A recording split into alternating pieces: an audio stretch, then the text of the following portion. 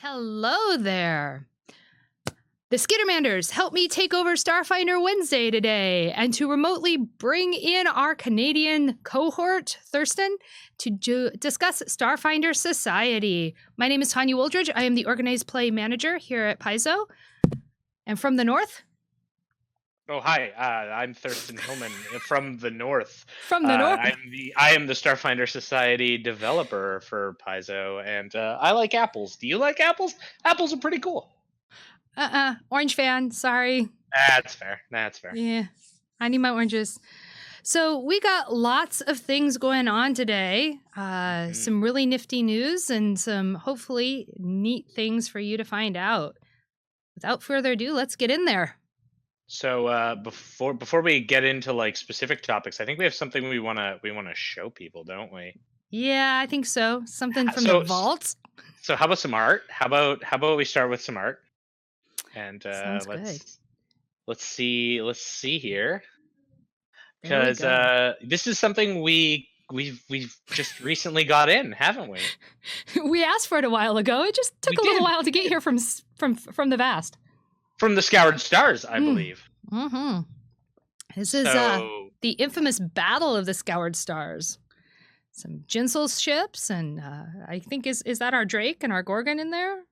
that's our Drake and our Pegasus, and then you might see like a little Master Stars off in the background fighting against a whole bunch of Jinsels. And really, what we got going on here is a kind of just season art piece, which is something I know we've talked about. Tanya and I have talked about doing for a while, and this year we finally put the budget aside for it. And yeah, so this is a art piece that we plan on using in a lot of different places, but it really helps us cement things with our seasons. And maybe Tanya, you want to talk a bit more about where we can expect to see it in org play and Well, some of you may have noticed we had some slight tweaks to the website this past weekend, and there's more coming, including some new pages. We're going to get those Starfinder Society updates up there, and this will be one of our images that we'll be using. We really want to get it into the guide. You're going to see it in some of the scenarios. It's going to be the focal piece. This one is from year one, though, so you'll see it in some places, but maybe not as much as some newer art. yeah. All right, Yeah. back to us, and now we can like jump right into announcements, I think. Announcements. We have a few announcements. One of them you might have seen, we updated sanctioning twice. Twice in a row. And it didn't take a full year in between the two of them. Thurston. Twice. Two, twice. Two. Language. Language, young Twice. man. Twice. Twice. And we're planning some regular updates here as well. It looks like we're going to try and time those updates around the first of the month. So if we're going to have something for the month, you'll start seeing it. We'll at least let you know it's coming. But the team's been working really hard. I mean, we keep Thurston chained to his chair there a lot, reading through the books and making sure that we get things out to you. We also did some pre-sanctioning. Do you want to talk a little bit about that? Yeah, so with the sanctioning for Starfinder Society, we ended up focusing at first on Attack of the Swarm, which had just come out and had a whole bunch of stuff done for it, which we figured, okay, well, we're doing that. How far do we have access to stuff for the next adventure path, the Threefold Conspiracy? And sure enough, we were able to get our hands internally on a whole bunch of PDFs that were finished, and we decided we would do the sanctioning for the first 3 adventures. And whilst it's not the entire adventure path at once like we normally do, it is just enough that people can start that adventure path, know that they're getting sanctioned, and can get credit for them for organized play, which a lot of people certainly want to be able to play for credit as soon as an adventure path is released. And honestly, this is kind of a test for us. We want to see maybe if sanctioning in advance like this maybe bumps up some of our numbers on when we sell these things, and it gives us some good organized play data as well. So this is a bit of a test. So if you like seeing this, please go ahead and check out Threefold Conspiracy, because that's pretty cool. And yeah, along with that, we came out with additional resources for all of Attack of the Swarm. We haven't done the Threefold Conspiracy additional resources yet, and that's just because we're at a case where we want to make sure our additional resource team has a chance to really look into that. Yeah. Yeah. But you've got the feedback mechanisms for us. Both of us are on Facebook, and you can leave us messages there. We've got the forums here on Paizo.com. We will see tweets occasionally. I think Thirsty's a little more active on Twitter than I am, but there are ways to reach us and tell us what you think of the program because, as always, this program doesn't exist without our players and our GMs. We are only a very small part of a very large organization. We also have some updates on the regional support program. I know there's been a lot of confusion how this is going to roll out because this year we actually have 2 different programs based on whether you're playing Starfinder Society or Pathfinder Society. But for Starfinder Society, it's business as normal. We have a new GM boon that's out there that bases off of how many games you run. And we've got new player boons that are out there and being sent out by the regional venture coordinators to the locations that have regional support on them. So those will go ahead and continue out just standard as normal, just a new one. You can do last year's. You can finish it up. There's no time limit on that. You just have to start this year's somewhere between now and next February. So I got another piece of really good news that I want to share with the community. And this is like my top-notch news. It's kept me busy for a couple of days. We get to add a new member to the organized play team. And this member is coming in as an organized play associate. They are coming all the way from Cleveland. In fact, boots down this weekend in Seattle. Alex Spidell, if you hadn't read the blog or seen some of the other messages sent out, is joining us. Very excited to have them. They will start taking over a lot of our event support and communication with our communities to make sure we are giving you the best program that we can. This has been in the works again, kind of like the art for a while, and I'm pleased that we're finally adding Alex to the team. He will be out and about with me at some of our conventions and then on his own at a couple, but for the most part is going to be home-based here at Paizo doing things to keep the program running. So yay, I'm stoked. I've spent the morning moving offices and moving things around to make space for him, so. Yes, Cool. more people to help us and free up Tanya's time, which we desperately need. Time, sleep, no. Who needs it? I got Skittermander friends. It's all good. Apparently, they're all underneath me. It's kind of terrifying. Helping. They are helping me do everything right now. They're holding up Canada. I see how it is. Well then, I guess that brings us to the next little part of our previews here. So before we talk more, let's show off more art. What do you think about that, Tanya? Think about sure, sounds good. More art? Sweet. Let's take a look at another half pager. Let's take a look. Yeah. Temporary, yeah. This one's coming up to what you've been seeing this year. If you look really close there's some Easter eggs in the background telling you where it's at. Yeah. I like apples. What can I say? Go rats. Checking out the chat there. Go rats! I would not have expected that comment. Rats. Wow, not our faction leaders, which you're getting to see in art. So this is our season 2 art piece, which you may recognize some Yosoki characters with some symbols of Lao Shu Po going on there. I apologize, I have a cat clawing at the door behind me. We have some Yosoki of Lao Shu Po. We have our faction leaders, including, as some people in the chat have already figured out, we have Radazam and Ziggy and Salita doing a whole bunch of cool stuff right there. That is like action pose. Oh yeah, it's totally like just dramatic action pose. I love it. And this is currently the background on my computer because wow, as soon as I got this, I'm like, I absolutely adore this. So yeah, you can again expect to see that in some of our upcoming products like the guide and so forth. But we wanted to make sure we had some of these art pieces ready to show off because they really kind of showcase the season. And in this case, you can kind of get a lot out of this art piece and where we might be going. Do you want to spill the beans on where it is, what the setting is? Oh yeah. I suppose let's maybe hop back. Well, actually not yet. Let's not hop back. Let me explain where this is. This is the sewers underneath the Lore Spire complex, which may or may not connect to an adventure path we've already, or an adventure, I should say, that we've already had in society this year, where the PCs might need to go underneath the Lore Spire for some reason of sorts. I can just see someone photoshopping in a little image of Joel Kazama back there, just lurking in the back of it. Just our vest pawnbroker. All right, we're Oh back to yeah. us. We're back to us. So yeah, Hi, welcome back. that was our season 2 art piece, which super excited for. And again, it's going to be like my background on my computer for quite a while. But yeah, that really brings us into talking a bit about season 2 and where we're at so far and how things are going. And how do you It's feel about season 2 so far, Tanya? pretty good. I think I'm almost at 1 Nova for running games, which was really cool. I got Wow. to run the Infernal Gallery by Jessica Catalan this past weekend. Really enjoyed it. Creeped a lot of people out. All I'm going to say Oh, is good. dolls. It's all the Yeah, dolls. yeah. Yeah. But no, That it was was an pretty recent. Yeah. awesome Oh, that's great. scenario.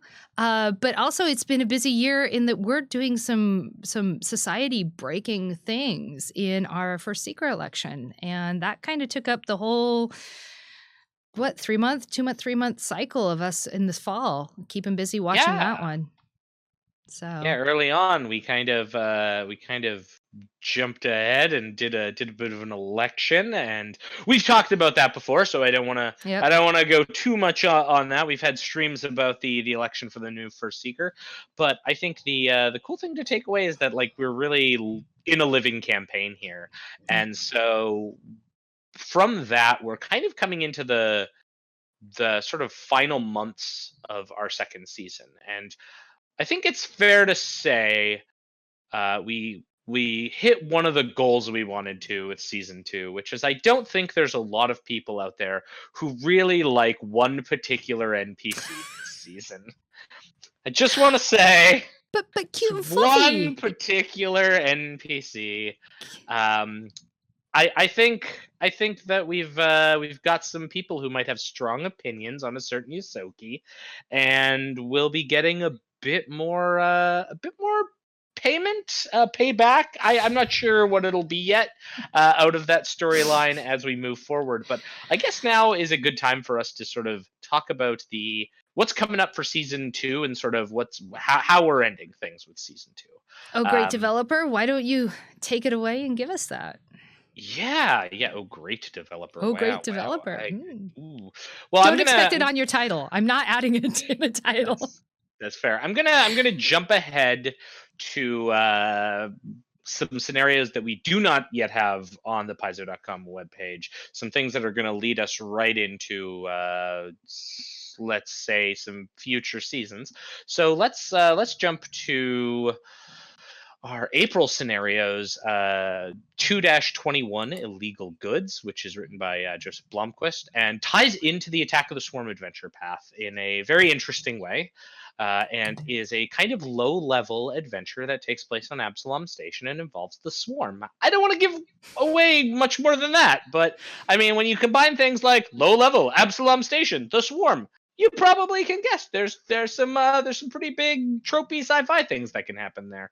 Then that takes us to 02-22, Rashine's Reception by Marilyn Butler, which carries on a story arc we introduced in season 1 with the kind of long lost explorer Jalev Rasheen. And in this adventure, we end up taking the party to a place in near space that they might be familiar with, the Marixa Republic, which is something that came from Starfinder Society and is actually going to be explored in the upcoming near space book. But we're going back there in Starfinder Society again, which was really fun to see this leapfrogging of we made this civilization. The Starfinder like hardcover books ended up using it, expanding on it, and then we got to assign that location again and give the author that as reference. So super neat there, and that's going to be a tier 5 to 8, with some interesting connections, and again sort of building off that loose story arc we've created with the Jalev Rasheen. That then brings us to our May scenarios, which are our last 2 season 2 scenarios. Sad. but they're pretty good ones. First one is 2-23, The Edge of Catascon by Emily Parks. You might remember Emily, she and Joseph from the previous month. They were both Quest Pack authors for us earlier, and so we've actually upgraded them to full authors for these scenarios. And Emily Parks knocks it out of the park. Haha, bad puns.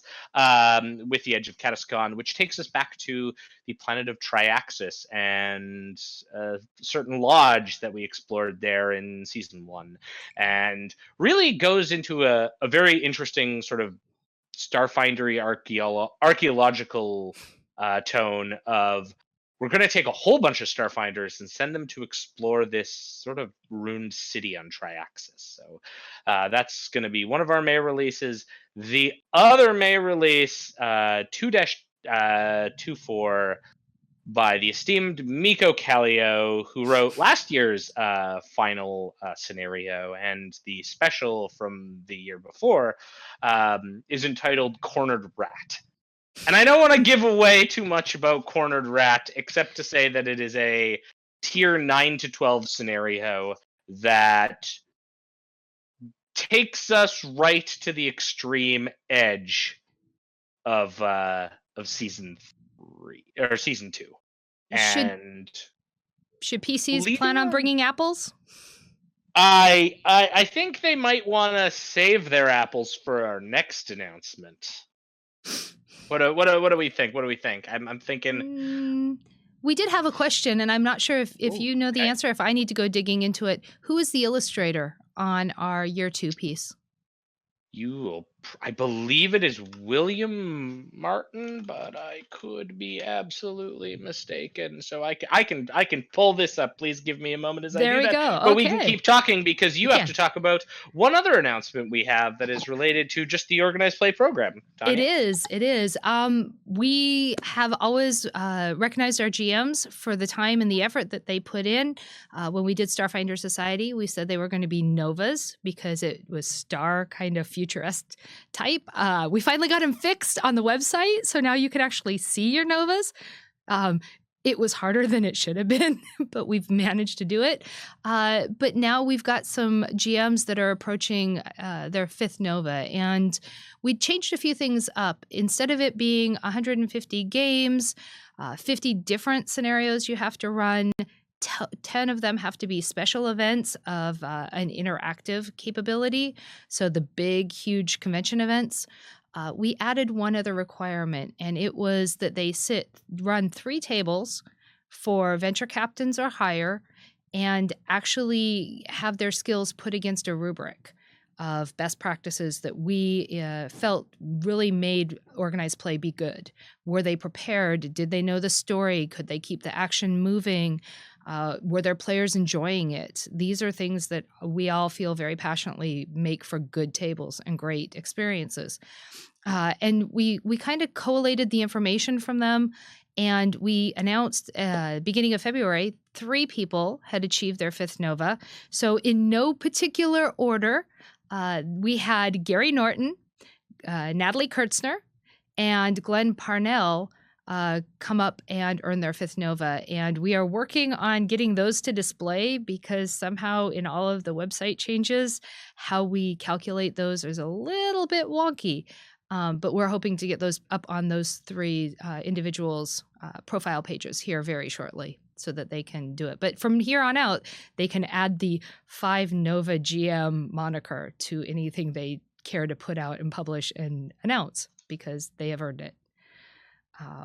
For those of you asking, can I have things count towards my evaluations? You can, as long as you have a venture captain or a regional venture coordinator or Paizo staff sitting your table, and they fill out the paperwork.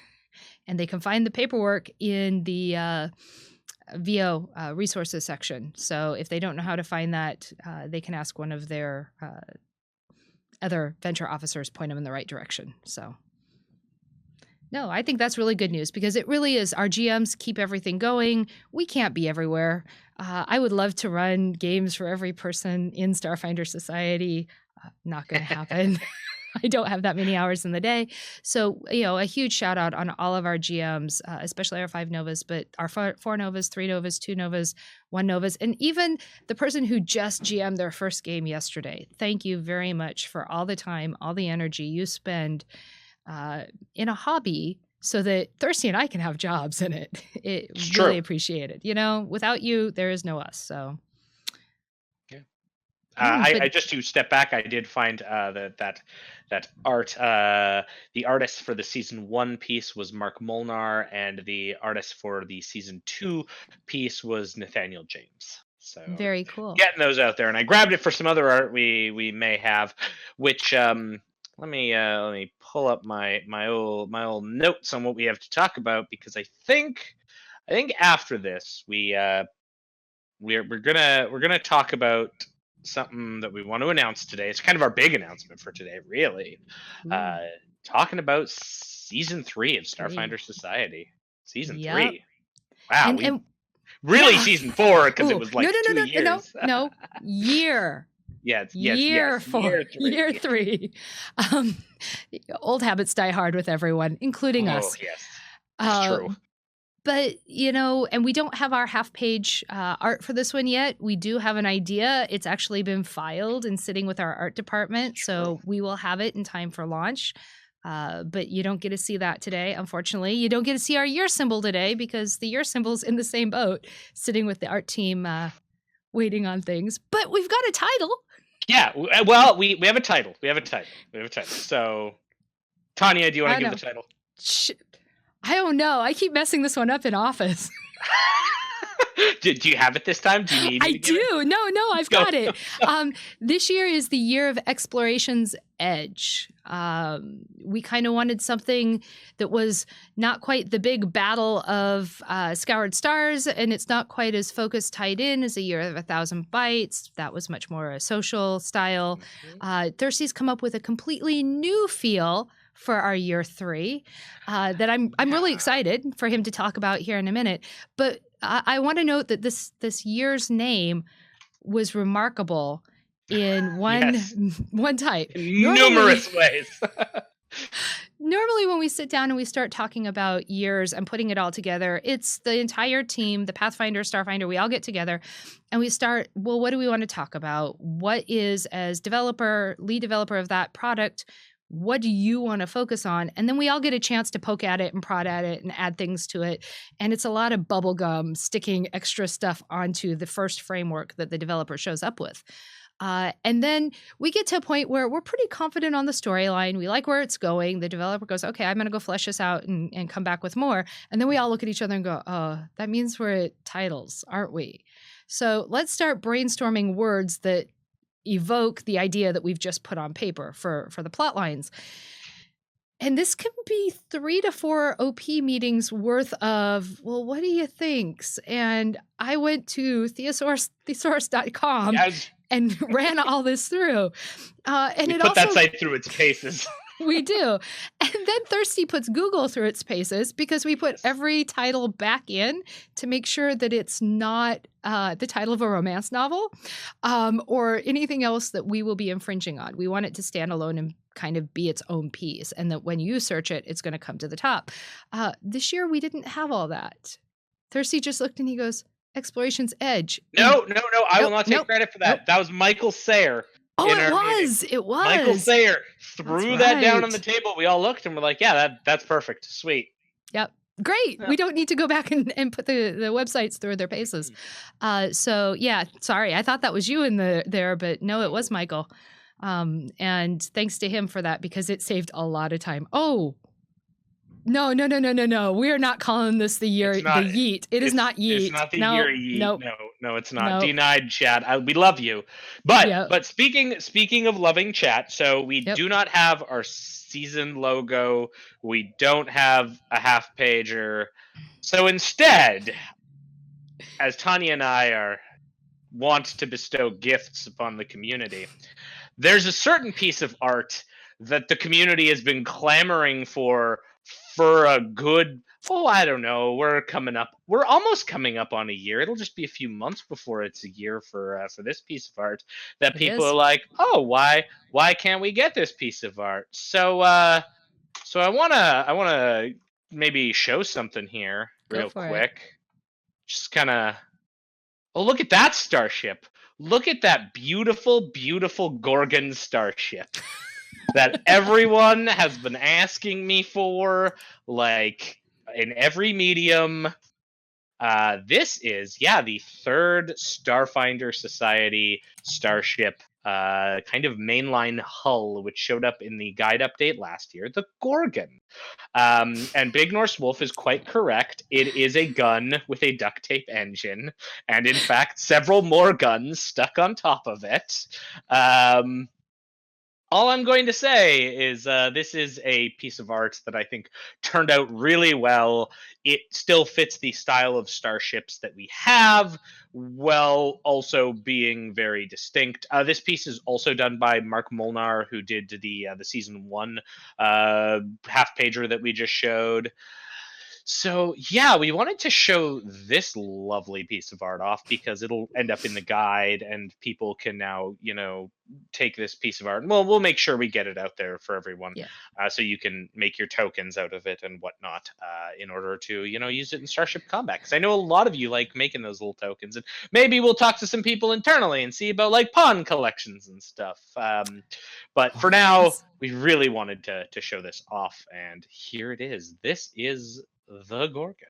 Print screen. Print screen quick. Okay, we have to get this in a Yep. blog. All We right. learned our lesson with the first Seeker announcements. There will be a blog at some point. We might be able to sneak it into tomorrow's Hey, oh, fair because we're enough. going to do a Fair enough. summary of what we do here. So Way I back. can probably get that one in there. So Yeah. then once it's in the yeah. blog, then you don't have to worry about print screen. You can take it Exactly. community use. See, we watch out for you. It's all good. Yeah.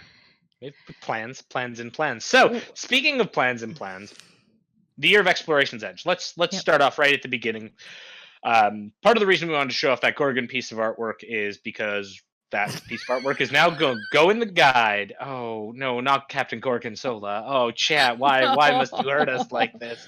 All right, so the Gorgon's going to show up in the next guide, which yay, we'll have that art piece. There's also we aren't going to go into all the guide updates, but one thing that will be in the new guide is something that's pretty important. Let's bring up another art piece real quick. You've probably seen this one before, Yep. but hey, let's look at this person right here, our upcoming first Seeker, Ehu Hadif. So new first Seeker means a new second Seekers faction. So you can look forward to Ehu Hadif being in our next guide update, second Seekers Ehu Hadif specifically, and there'll be all sorts of new faction boons to go along with that.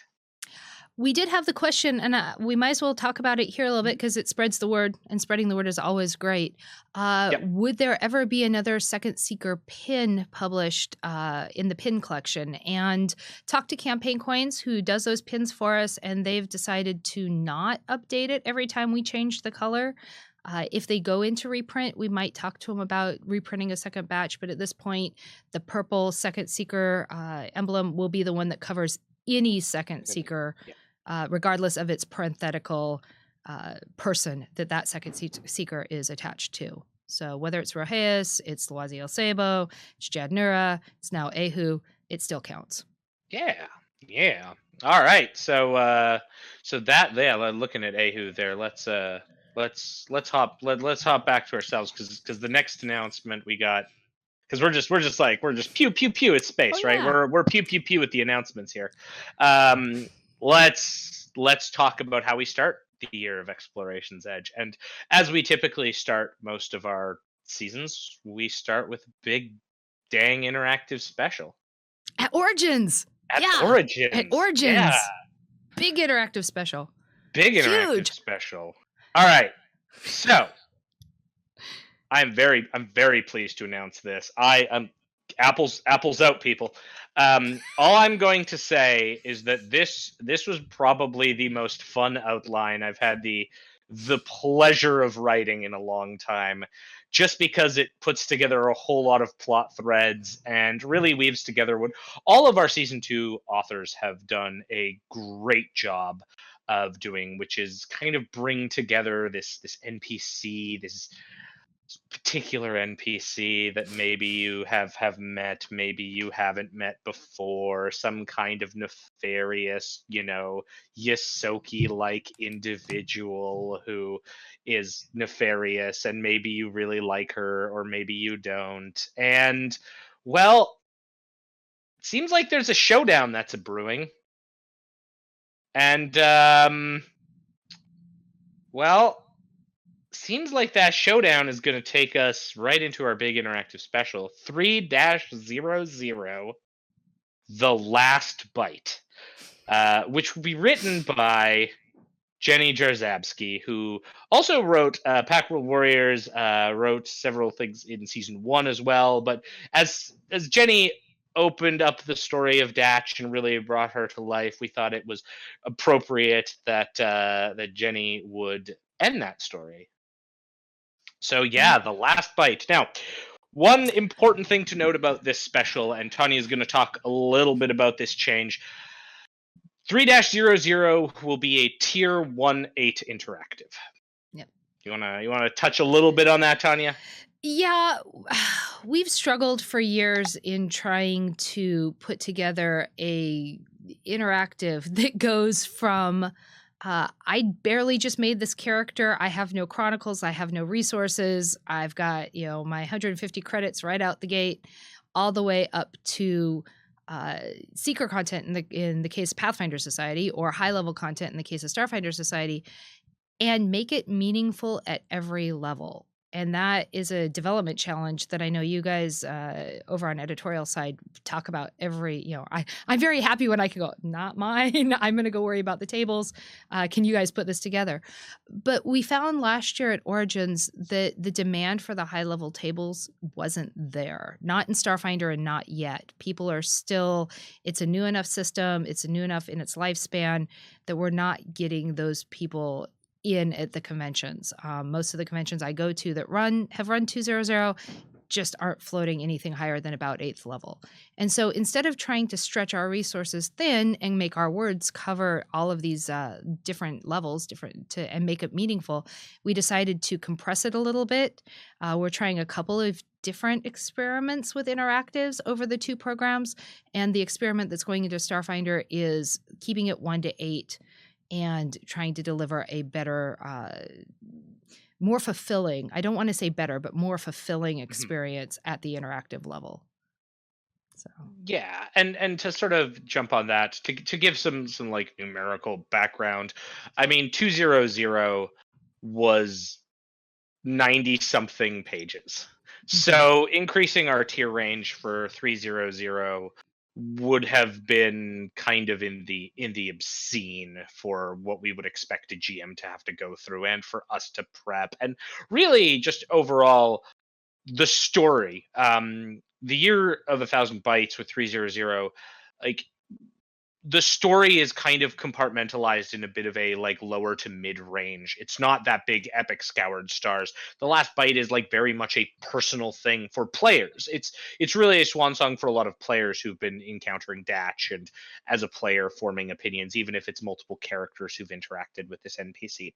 So that was a big part of it. Now I see some questions in the chat about how it will be for repeatable. So we are taking one thing we learned about 200, which is that people really loved that was a repeatable interactive, and we are going to do the same thing here, but we'll be splitting it into essentially low and high tiers. So that sort of 1-4 range and then 5-8 range are going to be considered separate for purposes of this interactive. And this doesn't mean that we won't have high tier play available, but what we're learning more and more, especially in a convention setting where we have 4 to 5 hours and the sites want us out on time, we can't wiggle any extra time in there, is that high level play isn't suited necessarily to those environments. It's better in a 6 to 8 hour, two block environment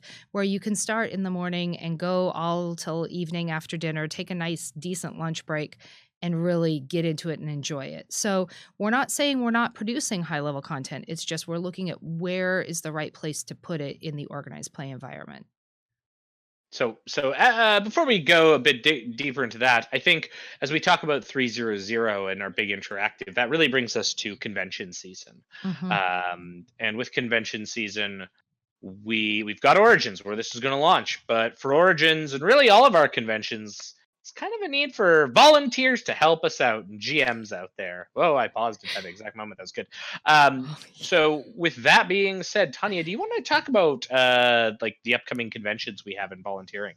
we do. We actually have 5 Paizo-sponsored conventions that are coming up. The first one will be PaizoCon here in SeaTac Airport area, end of May. Then we go straight the week later to the UK Games Expo in Birmingham, United Kingdom. We come back, we get to 1 weekend off, and then we jump into Origins, which is Columbus, Ohio. We get 3, maybe 4 weekends in there, and then we're out in Indianapolis at Gen Con, and then we get to take a breather for a couple of months and jump into PAX Unplugged, and PAX Unplugged is actually the weekend before Thanksgiving this year. So, a little bit earlier in the year for when they could get it.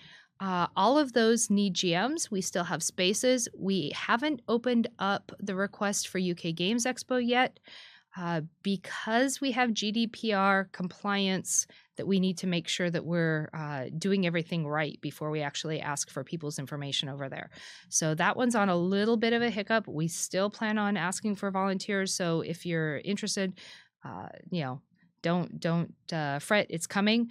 But for PaizoCon, Origins, and Gen Con, you can go to organizedplayfoundation.org/Paizo and follow the links to get into the information on what you get if you come and volunteer. Because, hey, for Origins and Gen Con, we're going to put you up in hotels because they have a program for that.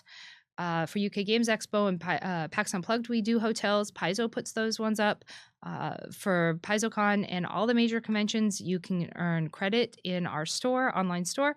You get T-shirts, you get hardbound books. It all depends on how much time you're willing to put in running, how much we give back. And so it's all listed out there along with the questionnaires because we've learned asking more questions and getting a little more information really means we can tailor a schedule you want to do. Do you like a lot of games? Do you like a few games? Do you want to do a low tier? Do you want to do high tier? Are you a morning person? Are you an evening person? You tell us what you like, and then I'm actually not making the schedules this year. This is another awesome development.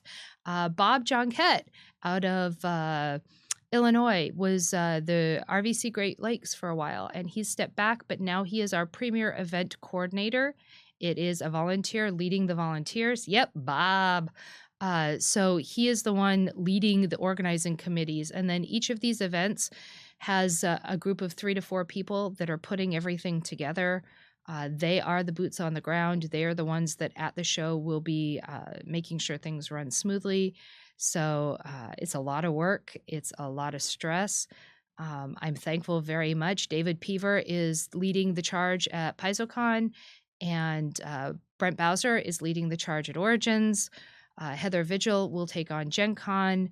UK Games Expo is done by Ian Hawthorne, and PAX Unplugged will be Shannon Petrosky. So again, great volunteers that have stepped up to say we'll help organize and make sure we have a quality show. And I'm just kind of in there, the facilitator, making sure that everything gets delivered on the Paizo side and that they have what they need to make everything successful. But yeah, organizedplayfoundation.org/Paizo is where you want to go if you're interested in coming. And we have spaces, so we'd love to see you there. You can come hang out with Thirsty and I, because Thirsty's going to Origins with me. So we will have a couple of other staffers there with us. PaizoCon, of course, is the entire staff turns out, unless you get the stomach flu or are otherwise indisposed. Gen Con will have a large number of staffers there you can catch up with. PAX Unplugged, we take a large group out, and PaizoCon UK, we're taking a large group out. So if you want to come hang with us in your off hours, come on out, see us at the events, say hi. Even if you're not volunteering, come say hi. We'd love to see you and just chat a bit. So, more 300. More. Yeah, Always let's more 300. well, yeah, so that 300 is going to be pretty big deal. I mean, I don't want to spoil anything, but there's some great stuff in that outline that Jenny is currently working to pull off, and I'm very excited, having just seen some work from her come in. That being said, want to talk a bit about season 3 and what Exploration's Edge means, and how we're approaching this season. Because one thing that we have heard time and time again is people really like some of the episodic nature of Starfinder Society, and honestly Starfinder in general. People really like the, oh, we can do this kind of trope adventure and then we can go do something entirely different. And we've had a lot of good success with our standalone scenarios. We've had a lot of good success with our overarching meta plot. So in year 1, we definitely had the Scoured Stars storyline, and people really loved that and sort of the overarching big space opera. In year 2, people have responded in various ways to the personal story of dealing with Datch, and whether they love her or hate her and want to see her dead. The Year of Exploration's Edge is going to take a step back from some of that overarching plot and instead break things down a little. The focus on Exploration's Edge is going back to what the Starfinder Society is about and what Ahu Hadif was about as a first seeker, which is like exploration, research, being a starfinder. And so we're going to see a lot of very one-off kind of missions happening that allow us to play with some of those fun tropes everyone enjoys. But a season needs a bit of a pitch as well. And so rather than doing one overarching storyline, we're actually going to have 3. And rather than doing a multi-part like we've done in the past, is particularly in Pathfinder, and we've done one in Starfinder to date, these story arcs aren't going to be numbered. Instead, they're just going to be a story arc title, colon, and then the adventures title. And we're going to have 3 of these, one for each level range. And I want to kind of take a step back to what Tanya was explaining about 300 being tier 1 to 8 and not really going into the super high levels of Starfinder. That's because we're going to have a whole story arc this season in season 3 that's going to hit high levels and is going to really focus. And I want to talk about that story arc first. It's also the story arc we don't have the name locked in for, so I can't give you the name of this story arc. But I can tell you that it is going to be high level. It is going to follow up on some plot lines from a certain library planet that some players have explored in the past. And our kind of goalpost with this is that this is going to be the first adventure that is going to finish our bingo sheet in Starfinder Society and clear out the path worlds and take us to the mysterious world of Octurne. And when people ask, are we looking at like level 12 for this max? I think that's a safe bet. I think you maybe even see higher. Mm-hmm. Who knows?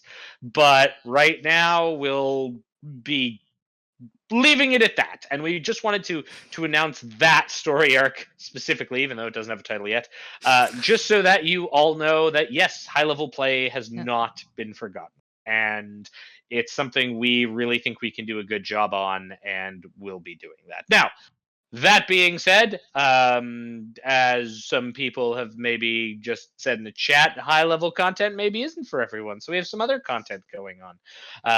One thing we have with season 3 and the launch of season 3, around that time, we're going to have a fancy new book coming out. And that fancy new book is called Starfinder Near Space. And Starfinder Near Space talks about near space and the Veskarium and these planets we've sort of mentioned before, but haven't really had all the resources we wanted in society to go and explore them. So the first of the lowest level, the low level story arc we're going to be running is called Frozen Ambitions, and it will be a series of scenarios that will take place in near space. It will start in the Veskarium and possibly stay, possibly move beyond, but it's going to be a low level story arc that's focused there.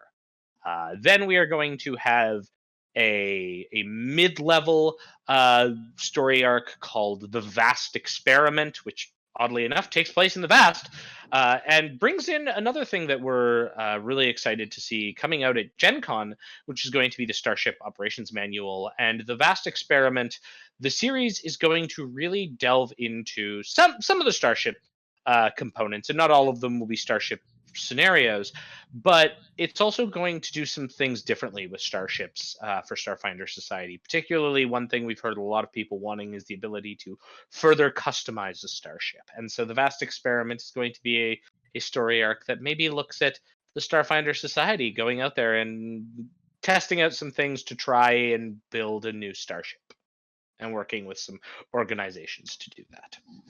And those are going to be our three big story arcs for season 3. They are. I was watching chat while you were explaining Mhm. some of the new stuff for season 3, and so I saw a couple of them. Someone asked if they could take boons, Pathfinder 1 boons, if they were running Pathfinder 1 2. Yep, no problem. The organizers should be giving a choice of them. Same with the achievement points.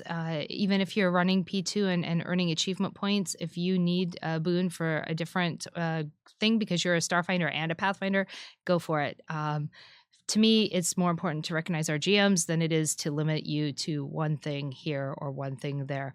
And on the subject of achievement points, we are closer to it. We had some code that broke. Every time we've tried to roll the final version, a little more code is broke. As those programmers out there will know, you fix one thing, you break 10 others. Yes, the Skittermanders are in the code right now. So as soon as we get those rolled out for Pathfinder and we know that they're going to be stable, it is the intent to move it into Starfinder, but we don't want to hold one program up on a different program's failings. And so we know this is an issue. We fully intend on moving it over. In a perfect world, it will happen in conjunction with year 3 coming out. But we don't want to say that right now. And Thirsty and I are watching the timelines extremely closely to make sure that we have the time to do what we need to. Pretty much same with the guide at this point. I believe we have it slotted in as a physical guide for year 3 because we haven't been able to get the wikis up the way we wanted to. Mind you, with a new body here in the office, maybe that will all change. So, this is updating news, and we will keep telling you more on our blogs. Our blogs have shifted to Thursday now.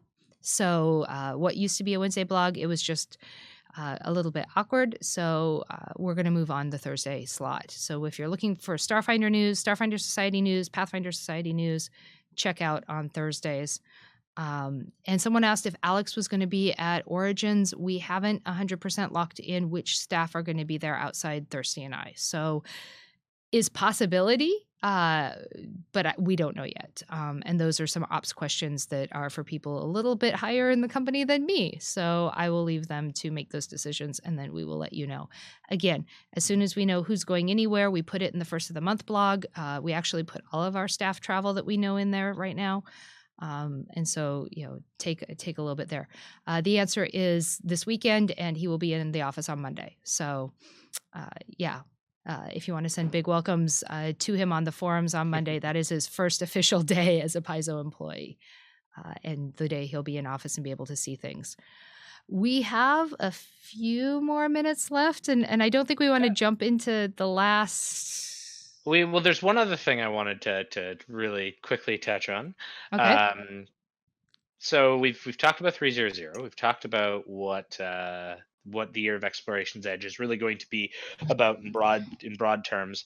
I think since Origins is coming up, I think we're going to preview the first 2 of our Origins scenarios, since they'll be going up pretty soon, I think. And so I wanted to highlight 2 scenarios we've got coming out. The first one being 3-01 Crashdown by Jason Tondro, one of Paizo's own. And this will be a tier 1 to 4 scenario, which has a new tag on it as well. This will have the survival tag on it, which is we are starting to add some tags that give a little bit of information on like themes for scenarios. We've had a lot of strong requests for that, so this will be our first survival tag scenario, written by someone internally, and with a title like Crashdown and a tag like Survival on it, I'm pretty sure everyone out there can guess what this scenario is going to be about. But I'm very excited for it because it's again another really cool sci-fi trope. And then our next launch scenario is 3-02, the Subterranean Safari, which will be our first scenario that takes us to the Veskarium, particularly, and this will please a lot of people, including the pals right underneath me, Vesk 3, the homeworld of the Skittermanders. Yeah, and this jaunt into the subterranean depths of Vesk 3 will be written by Jessica Catalan, who, as Tanya mentioned, just wrote the Infernal Gallery, as one of our very up and coming authors. She's working on that right now, and that will be a tier 3-6 scenario that will have a certain faction tag. We'll call it the Acquisitives faction tag, and has one other tie-in, but I'm not quite able to announce that tie-in just yet. No. But it'll make a lot of sense when we can. So We'll have those to will poke be. Amanda on that one. Yeah, we will. Get them We to will come back next week on Starfinder Wednesday, and they can talk about that. Yeah. yeah. So the tier for Crashdown 301 will be tier 1-4, and the tiers for 302 will be tier 3-6. So again, a bit of a lower level start to the season to get everyone kind of in at ground level and really help us out with the convention releases. Trust me when I say we'll be getting into some higher stuff pretty soon thereafter. Yeah. That was the other thing before our final announcement, which I don't think we're making just yet. No, we've got a few minutes, so why don't we see if there's some questions? Yeah. Yeah. Okay. I'll post the names of those two scenarios in the chat, and if you want to grab some questions, Tanya. Yep. You can also take a look at the blog tomorrow because we're going to pretty much take our notes from this, make sure it's all in there, and summarize it out, so you'll be able to see things there. So yeah, I mean, one of the other things we've been talking. Online support already went out, so it is sitting with Jesse and his team and should be in the offing. So they did go out just after the beginning of February. I'm getting schooled. Be sure to say the question you're answering. So there was a question on would online support be available. The OSP program is the virtual tabletop play-by-post Discord version of the regional support program that's in stores and locations. So yes, there is a program for that, and it is available now. So then we have another one. Are we getting new scenario previews tomorrow? Nope, that is next week. If you look at the calendars, we get an extra Wednesday or a short Wednesday this month. But as far as I understand, I did not task the team to write scenario previews. So even if they were due this week, they're not coming out. You'll have to wait one more week on that one. There's one for you, Thirsty. What do you think about re-releasing racial boons for Noir Apata Vlaka, the Reese's we've already done? So there has been a lot of discussion about that, and I am just going to say that the best place for us to re-release or perhaps even expand available options would probably be around the time we do a guide update, especially with stuff that maybe has been around for a while. If we're going to look at it, I'd wait until maybe that season 3 guide and get some pleasant surprises around that period. I think I'm on board with that one. I think I am. We've got a question on how does one start writing for Paizo? That is an entirely different show that would take about an hour to explain. So I will leave that to maybe we can get on the schedule, or if you're coming to, or there's a video for that, or there's a video for that already. So we're gonna kind of step on that one. There's a lot of questions. Nick Skitter Special can't really talk about that. VO maintenance. I can handle VO maintenance. NDAs went out. Yeah. Yeah, for all of our venture officers that were waiting, we have an active volunteer agreement again. It's been sent out. There's been a few hiccups in that the person that sends them out is on a cruise ship right now on vacation, but she's still sending them out. A huge shout out to Barb Wilkins for taking care of that on the volunteer side. But it relies on me still having time in the office to get people added into the Discord and moved over. And we just made a venture captain to manage the Discord chat. So Todd Morgan has stepped back from being an RVC, and we'll be taking that on. And we're coordinating efforts between him, Barb, and myself to make sure everyone gets into the Discords for chatting, and then get into the back onto the Paizo systems as well, because we have to do some back end work there. And it's a good thing Alex is starting Monday, because I've already got a list of things for him to learn how to do in our systems to help this move forward. So there. Talking about the higher tier Pathfinder Society stuff, we're actually looking at doing another one of these, but with Michael Sayer here in the next few weeks, so that we can announce all the goodness of Pathfinder Society. So keep tuned. We will put that up on our schedule once we know when we're going to do it. So there you go on that one. We can't really answer that one here in a Starfinder venue. But we're down to 4 minutes. Do you think it's time to give out our last little bit? Love you all too. So highs to everyone. We do love everyone out there, We and do. I believe we want to end our appreciation for everyone, because again, pew pew pew, all the various tidbits coming out today.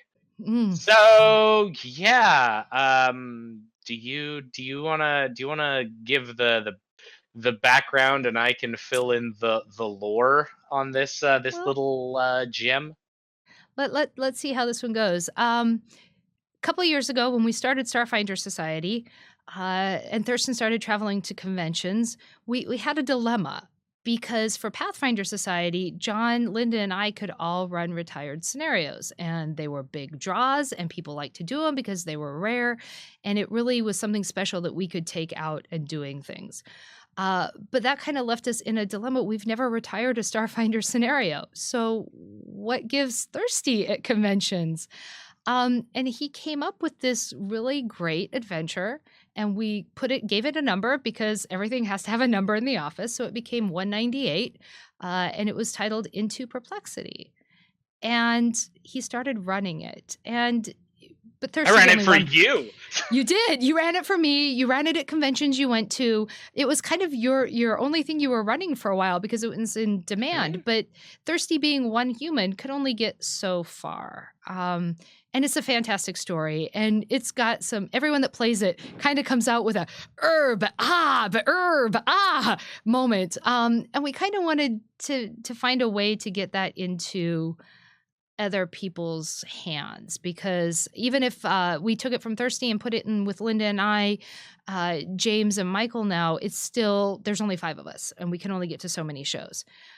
So we kind of talked about it and sat down and did a lot of shaking of the calendar. But in the end, we've added 198 to our production cycle in this year. Yeah. So we actually took it from Thirsty's taken it from some scattered notes on backs of napkins into some Word documents, and we're putting it through our paces now. And we talked about it and have decided that we're going to go back on the model of exclusive scenarios that we did in year 6 and year 7 of Pathfinder Society. And we're releasing it for our 4 and 5 Nova GMs. So if you have, not quite Bonekeep, but not quite Bonekeep. on that same idea. So if you are a 4 or 5 Nova GM, or if you're a 3 Nova and think you can get to 4 really quick, we highly recommend that you do so, because it is coming soon. I'm TM. actually shoot, you're stealing my lines, Tanya. So yes, I have been actually working on that as my current freelance project, and whilst Tanya may have mentioned chicken scratch notes, okay, I'll be fair. I had like several tens of thousands of words written about this. So yeah, 1-98 into the perplexity, the first trial.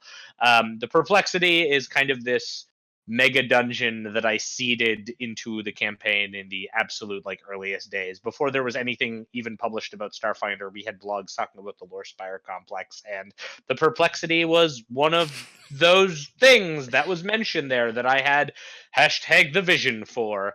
And so I've been working on that, and it's really exciting to get that out there, especially for I know like our overseas people have really wanted it, and I've spoken to a lot of them who've wanted to have it run, No. and having it done in a limited release so that it's really with some of the people who've played the most and run the most Starfinder out there as a reward to them, but also something kind of special in the community. And for those of you who maybe have played it or heard awful rumors about it, we're going to keep pretty much most of its teeth intact. And if you thought we couldn't publish some of that stuff in a scenario, you were wrong.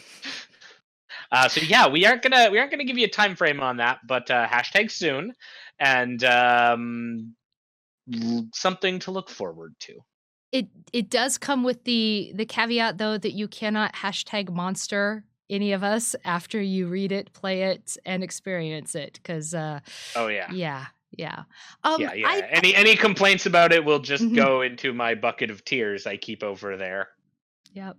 I think we need to talk about what would happen if people bring apples to Origins too. I'm going to put that on our agenda for next week. I'm just gonna say, I think Brent was talking about bringing a box of apples for us to snack on. Well, Mm, do we have enough to share? maybe. Hmm. Maybe if Hmm. everyone brings an apple, Mhm. we might be able to do something in the room. Hmm. Aha. No, it will not. We are leaving it as 198. Mhm. Just It will not be because. remunerated, Yep. and the Yep. credits will still remain the same. So if you've played like my rendition of it, you will not be eligible for the new rendition of it, though Yep. it will be primarily intact. Consider that you got to run it with Thirsty, and that is the specialness in it itself. So I think that's our time. Yeah. It's the green button is glaring at me. Thank you Peyton's very shaking his much. fist. I can see him from Canada. Thank you guys very much for joining us. It's been a pleasure getting to chat with you for this hour. And like I said, we'll summarize all of it into the blog tomorrow for those that aren't able to see it.